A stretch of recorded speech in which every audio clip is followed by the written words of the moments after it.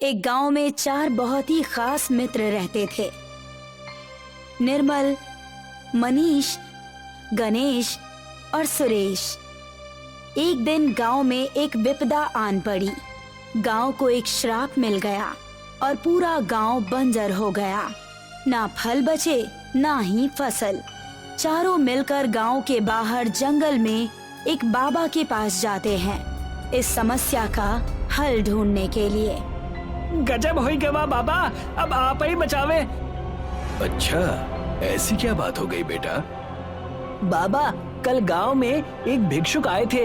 हम चारों खेल रहे थे और खेल खेल में उन्हें चोट लग गई और वो बेहोश हो गए। जब वो भिक्षुक बेहोशी से जागे तो उन्हें क्रोध आया और उन्होंने पूरे गांव को श्राप दे दिया। अब ना फल है और ना फसल, बस बंजर जमीनें हैं। मैं तुम्हारे कर्मों के फल में हस्तक्षेप तो नहीं कर सकता, पर एक मार्ग अवश्य बता सकता हूँ। कार्य कठिन अवश्य होगा, पर यदि तुम उसमें सफल हुए तो गांव का श्राप टूट जाएगा। हम कोई भी कार्य करने को तैयार हैं, आप बस बताइए। ध्यान से सुनो, मैं तुम्हें अग्नि, जल और वायु के 3 जादुई मंदिरों का पता दूंगा।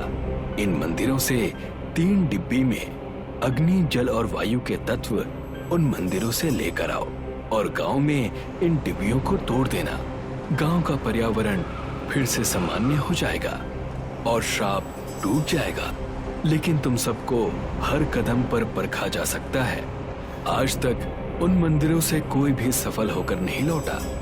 बाबा उन लोगों के हाथ में 3 डिबिया देते हैं।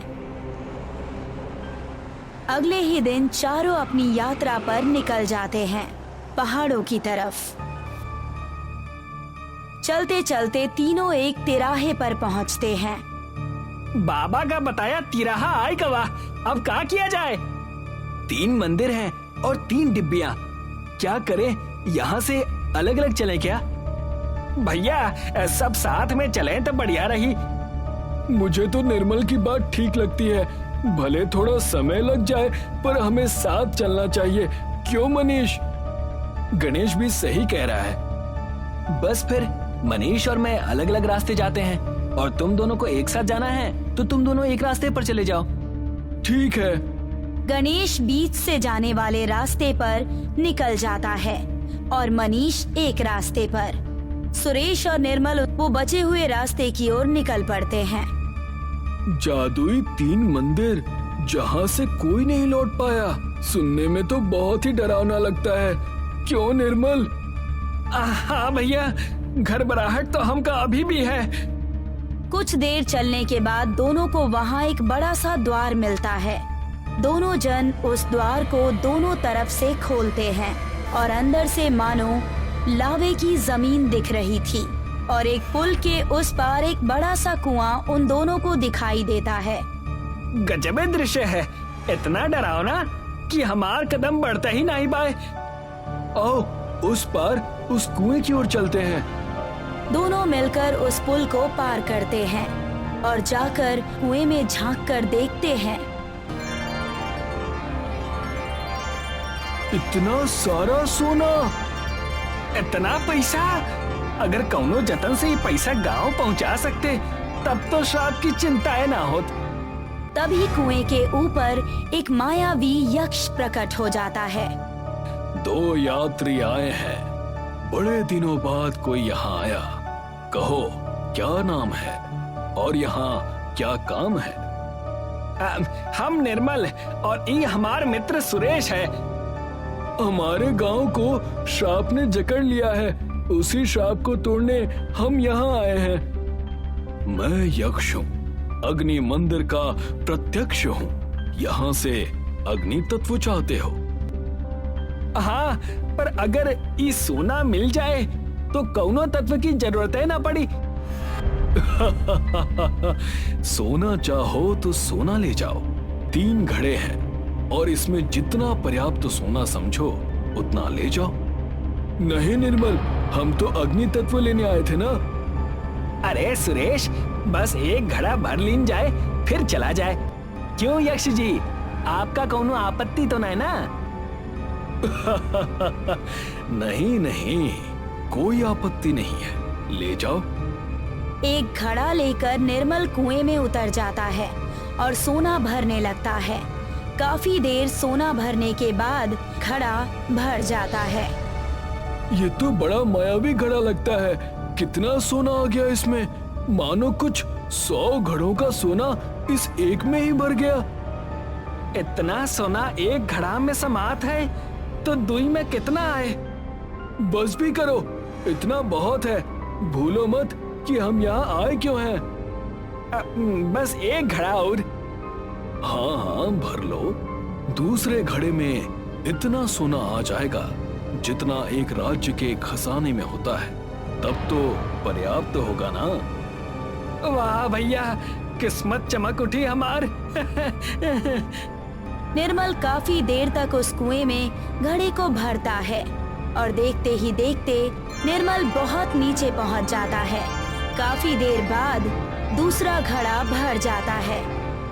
निर्मल बस करो, अब हमें चलना है। हमारे पास समय नहीं है और यहाँ कितना समय हो गया है तुम्हें अंदाजा भी नहीं है। चिंता मत करो, यहाँ और बाहरी दुनिया का समय अलग चलता है। सुना सुरेश, इतना पैसा है कि अब हम सब राजा बन जाब। अरे यक्ष जी, ये तीसरा घड़ा भरे में कोनो आपत्ति तो नहीं ना आपका? भर पाओ तो ले जाओ और बिना भरे निकल ना पाओ। तभी यक्ष तीसरा घड़ा देता है और निर्मल उसे भरते भरते 2 दिन निकाल देता है। सुरेश ये सब देख रहा था। आज 2 दिन हो गए, तब भी उसका घड़ा भर नहीं रहा था। निर्मल इतना नीचे चला गया था कि ना अब वो दिखाई दे रहा था और ना ही उसकी आवाज सुनाई दे रही थी। सुरेश डर के मारे यक्ष से पूछता है, अरे यक्ष जी, ये क्या हो रहा है? ये निर्मल बाहर क्यों नहीं आ रहा? उसे कृपया बाहर ले आइए। ये क्या कह रहे हो? क्या कुएं में मैंने उसे डाला? जी नहीं। तो भला मैं उसे कैसे निकालूं? पर अब उसका क्या होगा? वो घड़ा कब तक भरेगा? वो नहीं आने वाला। पहला घड़ा समृद्धि का था, दूसरा राज पदवी धन का था और तीसरा लालच का, जो इस कुएं की तरह असीमित है। पर्याप्त से अधिक धन के बावजूद तुम्हारे दोस्त ने लालच की और अपने असली उद्देश्य से भटक गया। अब तुम क्या करोगे? ये क्या हो रहा है? कोई बचाओ निर्मल को। सुरेश इसी तरह काफी दिन तक उसकी राह तकता रहा और रोता रहा, पर निर्मल का कोई पता नहीं चला। अब तुम क्या करोगे? क्या जाकर गांव को बचाओगे या निर्मल के लिए यहीं रुक जाओगे? जिस समय सुरेश और निर्मल द्वार तक पहुँचे, उसी समय गणेश भी वायु मंदिर के द्वार तक पहुँच गया था। मैं तो यहाँ बड़ी ही जल्दी पहुँच गया और ये मंदिर तो इतना सुहाना लगता है कि पूछो मत। मंदिर के चारों ओर मानो हवा परिक्रमा लगा रही हो। तभी वहाँ एक अप्सरा सी सुंदर स्त्री आती है। अरे, आप कौन? तनिक परिचय तो देना। जी, मैं गणेश। और आप कौन? मैं तो अप्सरा हूँ और मेरा नाम भी अप्सरा है। तुम यहाँ क्यों आए हो? मुझसे मिलने? मैं तो यहाँ पर इस वायु मंदिर से कुछ वायु तत्व लेने आया था बस। वो तो तुम कभी भी ले सकते हो। अभी तुम यहाँ रह लो कुछ दिन, फिर जाना। पर वो दरअसल मेरे पास समय कम है, वरना मैं यहाँ जरूर रुक जाता। मेरे गांव पर एक श्राप है, तो मुझे ये तत्व लेकर लौटना होगा। पर मैं फिर वापस आ जाऊंगा तुमसे मिलने। सब यही कहते हैं, पर कोई आता नहीं। और मैं तो तुम्हें बहुत पसंद भी करने लगी हूँ। तुमसे शादी करना चाहती हूँ मैं। रुक जाओ यहाँ कुछ दिन, फिर यदि शादी ना करनी हो तो चले जाना। और वैसे भी यहाँ का समय और बाकी दुनिया का समय अलग चलता है। अच्छा ठीक है, मैं यहीं रुक जाता हूँ। फिर हम दोनों शादी करके साथ में गांव लौट जाएंगे। पर मैं तो यहाँ से कहीं नहीं जा सकती। अगर आप जाएंगे तो वापस भी आपको ही आना पड़ेगा। जब यहाँ का और बाहर का समय अलग अलग चलता है तो मैं कुछ समय के लिए यहाँ तो रुक ही सकता हूँ। हाँ बिल्कुल। गणेश को अप्सरा के साथ रहते हुए कई महीने बीत गए और दोनों उस मंदिर में शादी कर लेते हैं और उसके बाद वो दोनों एक कुटिया में रहने लगते हैं। कई महीने हो गए हमें शादी किए। आप कुछ भूल तो नहीं रहे हैं ना? नहीं, मैं तो कुछ नहीं भूल रहा, और अगर कोई बात भूल गया हूँ तो इसका मतलब कोई खास बात नहीं होगी। गणेश अपने वैवाहिक जीवन में सब कुछ भूल चुका था। मनीष भी सबकी तरह अपने स्थान पर पहुंचा तो उसने देखा कि उस पहाड़ पर एक तालाब है। वो उस तालाब के अंदर कूद जाता है और अंदर देखता है कि जल का मंदिर है। जैसे ही वो जल के मंदिर में जाता है उसे फिर सांस आने लगती है। तो ये है जल का मंदिर। भव्य दिव्य जो भी कहो कम है।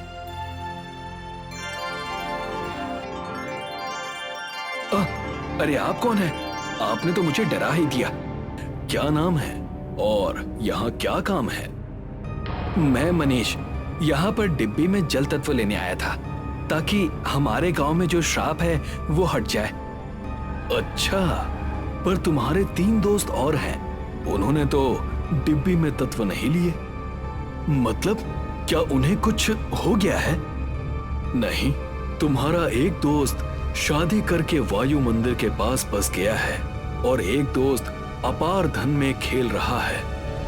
ये लोग ऐसा कैसे कर सकते हैं? हम यहाँ श्राप तोड़ने के लिए आए थे और ये सब यहाँ ऐशो आराम में खोए हुए हैं। मैंने तो कहा ही था ये लोग कोई तत्व जमा नहीं कर रहे और तुम कह रहे हो कि तत्व लेने आए हो। बस इसीलिए मैंने प्रश्न किया। इन दोनों कलश में क्या है? एक में अमृत है और एक में तत्व जो तुम लेने आए हो। अगर वो तीनों अपने ऐशो आराम के लिए सब भूल सकते हैं तो मैं अकेला श्राप तोड़ने की कोशिश क्यों करूं? ये अमृत पीने के बाद यक्ष अपनी बात पूरी कर पाता इससे पहले मनीष ने गुस्से में उस कलश से सारा अमृत पी लिया। अब मैं भी अमर हूं, जो करना चाहूं वो कर सकता हूं। मेरा उन तीनों से अब कोई रिश्ता नहीं है।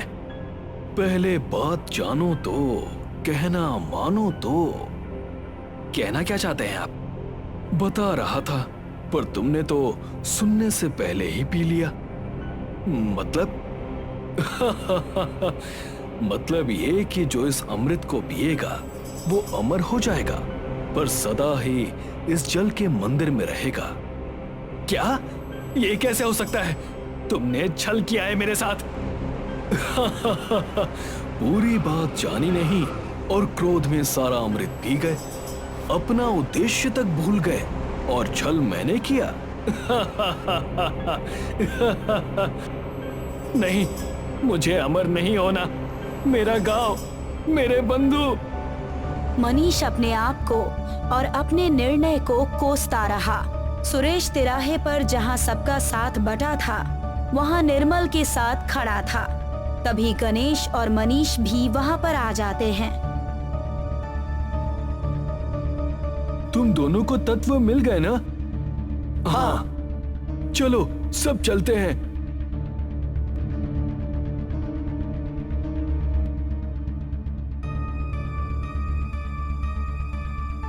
चारों दोस्त चलते चलते गांव में पहुंच जाते हैं।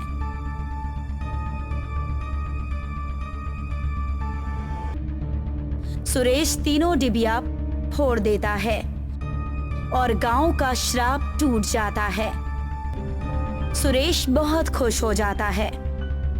सुरेश जो अब तक देख रहा था वो सब माया और मोह था। ये वो सपना था जिसे वो साकार होते हुए देखना चाहता था। असल में जब निर्मल कुएं में बहुत अंदर चला गया था तभी वो अपने उद्देश्य को भूलकर और अधिक मोह में फंसकर सुरेश कुएं में छलांग लगा देता है और माया के जाल में फंस जाता है। चारों दोस्त लालच, मोह, काम और क्रोध के जाल में फंस गए। महर गांव में एक बहुत पुराना पीपल का पेड़ है। गांव वालों का मानना है कि ये पेड़ 2000 साल पुराना है और इस पेड़ पर विष्णु देवता का वास है।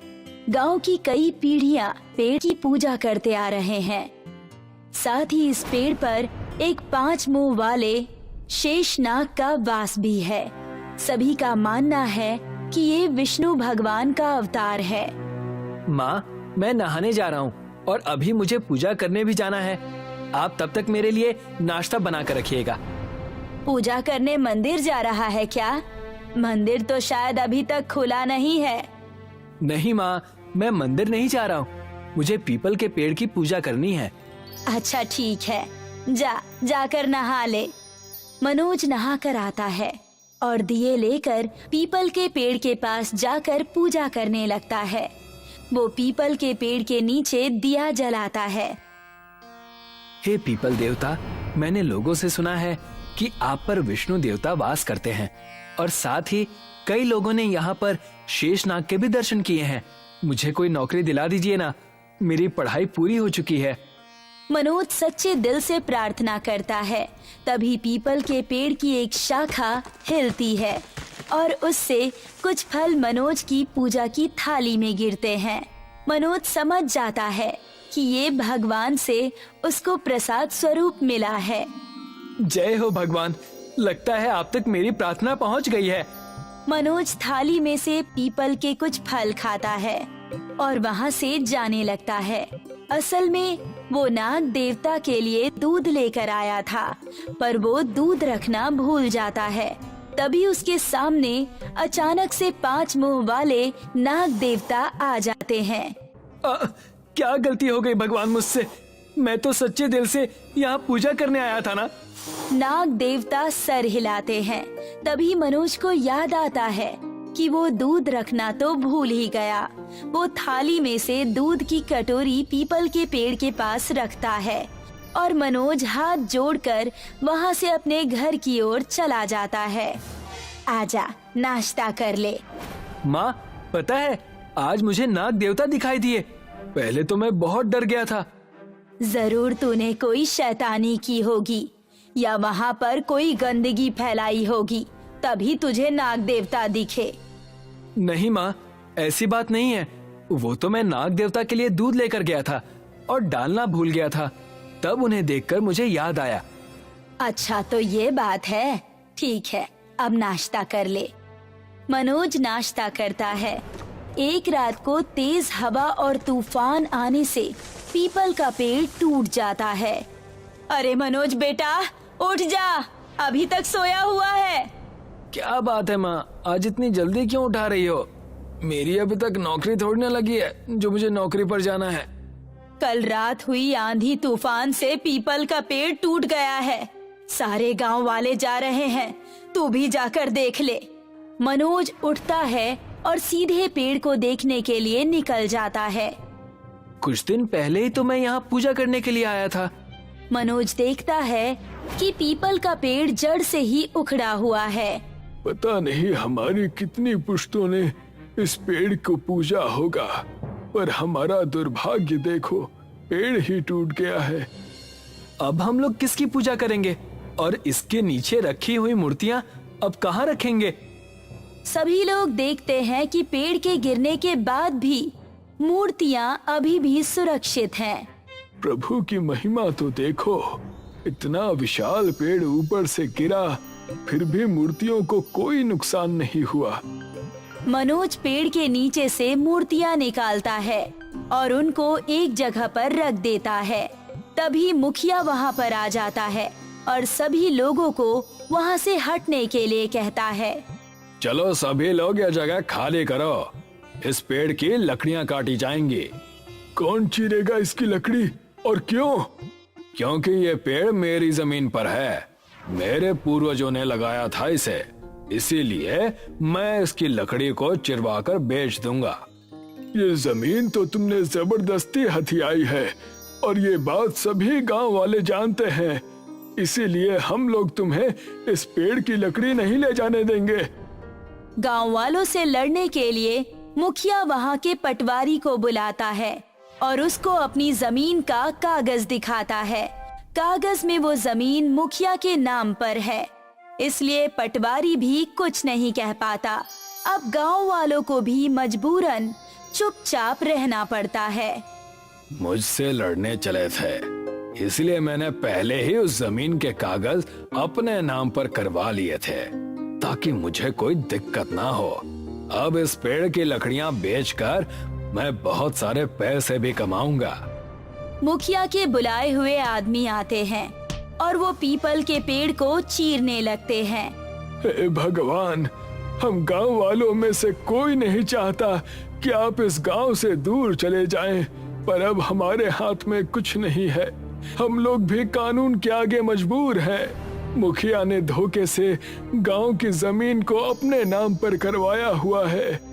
भगवान से मेरी क्यों बुराई कर रहे हो? वो नहीं सुनने वाले हैं। जो खुद अपना घर नहीं बचा सका, वो मुझे लकड़ियां चीरने से कैसे रोकेगा? मुखिया के लोग लकड़ियां चीर रहे थे कि तभी वहाँ पर एक सांप दिखता है, इसलिए वो वहाँ से भागने लगते हैं। रुक जाओ नालायकों, मैं लकड़ियां पाने के लिए दिन रात पागलों की तरह लगा हुआ हूँ और तुम एक सांप से डरकर भाग रहे हो। ये चला जाएगा कुछ देर में, और वैसे भी मैं तुम लोगों को 2 गुने पैसे देने वाला हूँ। अब तो तुम्हें दिन रात काम करना है। ये शेषनाग है और पीपल के पेड़ की रक्षा कर रहे हैं। हमको नहीं चाहिए आपके पैसे, हम घर जा रहे हैं। पैसे नहीं चाहिए पर इज्जत तो चाहिए ना। तुम लोगों ने 1 महीने पहले जंगल में जो लकड़ियां चीरी थीं, वो सरकारी लकड़ियां थीं। अगर मैंने ये बात पुलिस स्टेशन में जाकर बता दी तो तुम जेल में चक्की पीसते बैठोगे फिर। वो तो हमने मजबूरी में किया था, और वैसे भी अगर हम वो लकड़ियां नहीं चीरते तो वो सड़कर खराब ही हो जाती। मुझे कुछ नहीं सुनना, बस यहाँ रुककर मेरे लिए लकड़ियां चीरो। मुखिया सभी कारीगरों को डरा धमका कर वहाँ काम करने के लिए रोकता है और उस सांप को एक लकड़ी से मारकर वहाँ से भगा देता है। बिल में से निकले सांप को शेषनाग कह रहे हैं बेवकूफ। इस पेड़ की जड़ में ऐसे ना जाने कितने सांप रहते होंगे। सांप के वहाँ से चले जाने के बाद कारीगर लकड़ी को चीरना शुरू कर देते हैं। मुखिया मूर्तियों को उठाता है और घर ले जाता है। ये मूर्तियां तो लकड़ी से भी ज्यादा महंगी बिकेंगी। सुना था शहर में एंटिक मूर्तियों की अच्छी कीमत मिलती है। मुखिया मूर्तियां लेकर घर पहुंचता है और सभी मूर्तियों को अलमारी में रख देता है। आज तो मूर्तियां भी मेरी हो गई हैं और लकड़ियां भी। कुछ दिन में सारी लकड़ियां भी मेरी हो जाएंगी। आज तो खर्राटे मारकर चैन की नींद सोऊंगा। मुखिया सोने के लिए बिस्तर पर लेट जाता है और कुछ ही समय में वो गहरी नींद में सो जाता है और उसके सपने में नाग देवता आते हैं और वो 5 मुंह वाले नाग देवता को देखकर भागने लगता है। अरे ये तो मेरे पीछे नाग लग गया, कोई बचाओ मुझे। ये नाग तो मुझे काट कर ही छोड़ेगा, बचाओ। अरे कोई है, कोई मुझे नाग से बचाओ, कोई मुझे इस नाग से बचाओ। मुखिया भागता जाता है पर वो जहाँ भी भाग रहा था नाग देवता उसके पीछे पीछे ही भाग रहे थे। मुखिया की सांस फूल जाती है और वो कुछ आगे जाकर एक पत्थर से टकराता है और नीचे गिर जाता है। नहीं, मुझे मत काटो। मैं तो पेड़ की लकड़ियां इसलिए कटवा रहा हूँ क्योंकि वो नीचे गिर गया था। इसमें मेरी क्या गलती है? नाग देवता पैर पर फन मारते हैं। मुखिया उठ जाता है और अपने पैर को देखता है। ये क्या? मेरा पैर तो ठीक है। मैं तो सपना देख रहा था, बहुत ही मनहूस सपना था। मैं तो खामखा डर गया। वो देखता है कि इस बार शेषनाग सचमुच उसके सामने बैठे हैं। अरे ये तो सचमुच का नाग है और अभी तो मैं सपना भी नहीं देख रहा हूँ। शेषनाग मुखिया के बिस्तर से उसकी अलमारी की तरफ जाते हैं और वहाँ पर रखी मूर्तियों पर बैठ जाते हैं और मुखिया डर कर नाग के सामने गिड़गिड़ाने लगता है। मुझे मत डसिए नाग देवता, मैं ये मूर्तियाँ वहीं रख दूंगा। तभी विष्णु देवता प्रकट होते हैं। मैं कई सदियों से इस गांव में रह रहा हूँ, पर अब मेरा घर टूट चुका है। क्या तुम मुझे इस गांव से दूर कर दोगे? मैं तो आपके दर्शन पाकर धन्य हो गया हूँ प्रभु। मैं आपको इस गांव से दूर नहीं करूंगा। मैं पीपल की लकड़ियों का मंदिर बनाकर आपकी मूर्तियां वहीं स्थापित करूंगा। मुखिया विष्णुदेव के दर्शन पाकर खुद को धन्य समझने लगा और अब अपने कारीगरों को कहकर वो सारे पीपल की लकड़ियों से एक बड़ा सा मंदिर बनवाता है। अब मुखिया सभी गांव वालों के साथ मिलकर सारी मूर्तियों को इस मंदिर में स्थापित कर देते हैं। यहाँ पर नाग देवता भी आते हैं और सभी को दर्शन देते हैं। माधव एक गरीब आदमी है और वहाँ रानीपुर गांव में रहता है। गांव के चारों ओर घना जंगल है और ये जंगल वन विभाग के अधीन है। माधव के परिवार में उसकी बीवी और उसकी बेटी है, पर उसके पास कोई नौकरी नहीं है। ऐसा कब तक चलता रहेगा जी? हमारी बेटी अब बड़ी हो गई है, आपको कोई नौकरी कर लेनी चाहिए। तुम्हें क्या लगता है मुझे घर पर बैठना पसंद है क्या? मैं भी कोशिश कर रहा हूँ कि जल्दी कोई नौकरी मिल जाए। माधव नौकरी की तलाश में घर से निकल पड़ता है, पर उसे कहीं भी नौकरी नहीं मिलती। आखिरकार थक हार कर शाम को माधव अपने घर वापस लौटता है। उसका उदास चेहरा देखकर उसकी बेटी उससे पूछती है, क्या हुआ पापा, आप बहुत उदास दिख रहे हो? कुछ नहीं बेटा, बस यूं ही। मुझे पता है आपको नौकरी नहीं मिल रही है, इसीलिए आप उदास हो ना। आपको जल्दी ही कोई नौकरी मिल जाएगी, आप चिंता मत कीजिए। देखो मेरी बेटी कितनी समझदार हो गई है। पापा, आप वन विभाग में नौकरी के लिए कोशिश क्यों नहीं करते? वहाँ तो पढ़े लिखे लोगों की जरूरत है और मैं तो ज्यादा पढ़ा लिखा हूँ नहीं, मुझे कौन काम देगा? पापा, आप लकड़ियों का काम अच्छे से जानते हैं, क्या पता उन लोगों को किसी ऐसे ही आदमी की जरूरत हो। ठीक है बेटा, मैं कल जाकर वन विभाग के लोगों से मिलता हूँ। मुझे नौकरी की जरूरत है, क्या मुझे यहाँ पर कुछ काम मिल सकता है? तुम्हें क्या काम आता है? मैं एक बढ़ई हूँ, लकड़ियों का सारा काम जानता हूँ। हम तो एक ऐसे ही आदमी को ढूंढ रहे थे, तुम आज से ही काम शुरू कर दो। नौकरी मिलने की बात सुनकर माधव खुश हो जाता है और काम करना शुरू कर देता है। माधव पेड़ों से निकाली हुई इमारती लकड़ियों में से मजबूत लकड़ियों को अलग और दीमक लगी हुई लकड़ियों को अलग करता है। साहब, ये जो लकड़ियां खराब हैं, इनका क्या करूं? वैसे तो ये किसी काम की नहीं है, फेंक दो इन्हें। माधव उन दीमक लगी हुई लकड़ियों को फेंक देता है। शाम का वक्त होता है और माधव घर आ जाता है। आज बहुत खुश नजर आ रहे हैं पापा, क्या बात है? बेटा, मुझे वन विभाग में नौकरी मिल गई है। ये तो बहुत अच्छी बात है, अब मैं एग्जाम की तैयारी करने के लिए कोचिंग जा सकती हूँ। हाँ हाँ, जरूर जाओ। माधव के इस वन विभाग वाली नौकरी से उसके घर की दशा सुधरने लगी थी। अब राधिका भी कोचिंग में जाकर पढ़ने लगी थी। एक दिन इसी तरह लकड़ियों में से माधव अच्छी लकड़ियां एक तरफ कर रहा था और दीमक लगी हुई लकड़ियों को फेंक रहा था। तभी उसके दिमाग में एक ख्याल आता है, क्यों ना इन खराब लकड़ियों को घर ले जाऊं, कभी ना कभी तो काम आएंगे ही। माधव दीमक लगी लकड़ियों को अपने घर ले जाता है। अगले दिन वो सुबह उठकर काम पर आता है और शाम को घर लौटते समय फिर से उन खराब लकड़ियों को अपने घर ले जाता है। इसी तरह जब वो ऐसा करता था तो एक दिन एक लेडी ऑफिसर देख लेती है। अच्छा, तो अब तुम चोरी भी करने लगे हो? नहीं मैडम, मैं चोरी नहीं कर रहा हूँ, ये लकड़ियाँ तो खराब हैं, इसलिए इन्हें लेकर जा रहा हूँ।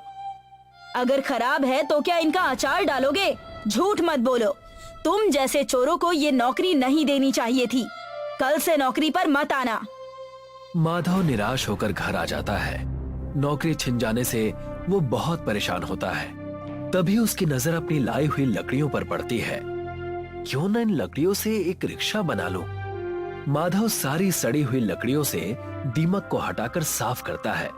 वो दिन रात मेहनत करके इन लकड़ियों से एक रिक्शा तैयार कर लेता है और रिक्शा चलाने का काम शुरू कर देता है। भाई साहब, शहर छोड़ दोगे? हाँ हाँ, बैठ जाओ। माधव रिक्शा को हाथ से खींचकर ले जाता जिससे सवारियों को कहीं भी पहुंचने में बहुत देर हो जाती। इसी देरी की वजह से अक्सर सवारियां माधव के रिक्शे में बैठने से मना कर देती थी। भाई साहब, शहर जाने में टाइम लगेगा। 4-5 घंटे लग जाएंगे। भाई साहब, मुझे शहर जाना है, विदेश नहीं जाना। रहने दीजिए, मैं दूसरा रिक्शा देख लूंगी। माधव ने लकड़ियों की मदद से रिक्शा तो बना लिया था, पर उसे उस रिक्शे को हाथ से खींचना पड़ता था। पापा, मेरे एग्जाम्स आने वाले हैं, मुझे शहर जाने के लिए कुछ पैसों की जरूरत है। बेटा, मेरे पास तो पैसे नहीं हैं, पर मैं तुझे अपने रिक्शे में तेरे एग्जाम सेंटर तक छोड़ दूंगा। पर पापा, इसमें तो बहुत टाइम लग जाएगा और मैं एग्जाम के समय तक नहीं पहुंच पाऊंगी। ठीक है बेटा, मैं कुछ इंतजाम करता हूँ। माधव सोचने लगता है कि किस तरह से राधिका को एग्जाम देने के लिए शहर भेजा जाए। वो सोच ही रहा था कि तभी उसकी नजर जंगल में पेड़ के नीचे पड़ी एक टूटी फूटी गाड़ी पर पड़ती है। माधव उस गाड़ी के पास जाता है।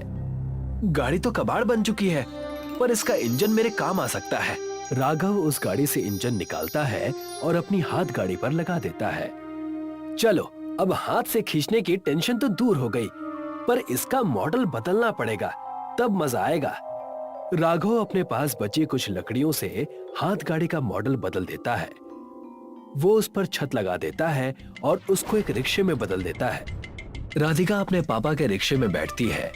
माधव रिक्शा स्टार्ट करता है और राधिका को शहर में उसके एग्जाम सेंटर पर छोड़ देता है। माधव के लकड़ी के रिक्शे पर इंजन लग जाने से अब उसका रिक्शा तेज दौड़ने लगता है, जिससे अब उसके पास बहुत सारी सवारियां आने लगती हैं। भाई साहब, शहर जाने में कितना वक्त लगेगा? बैठ जाइए, 1 घंटे में पहुंचा दूंगा।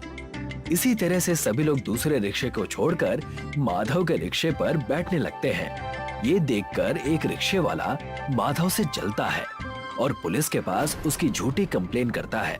साहब, इसने किसी की गाड़ी से इंजन चुराकर अपने रिक्शे पर लगाया है, ये चोर है। अच्छा, तो अब तुम लोग गाड़ियों के इंजन भी चुराने लगे हो? नहीं साहब, मैंने चोरी नहीं की, ये इंजन तो मुझे जंगल में पड़ा हुआ मिला। अच्छा, तो अब इंजन जंगल में भी मिलने लगे हैं। सीधी तरह से गाड़ी का इंजन वापस करो, नहीं तो जेल में चक्की पीसनी पड़ेगी। पुलिस वाला माधव के रिक्शे से इंजन निकाल लेता है। राधिका के एग्जाम का रिजल्ट आ जाता है, जिसमें उसकी मेहनत रंग लाती है।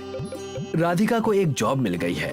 अब राधिका नौकरी करने लगती है और देखते ही देखते 1 महीना बीत जाता है और उसे उसकी पहली तनख्वाह मिलती है। तनख्वाह वाले दिन राधिका देर से घर लौटती है। पापा, आंखें बंद कीजिए, आपके लिए एक सरप्राइज है।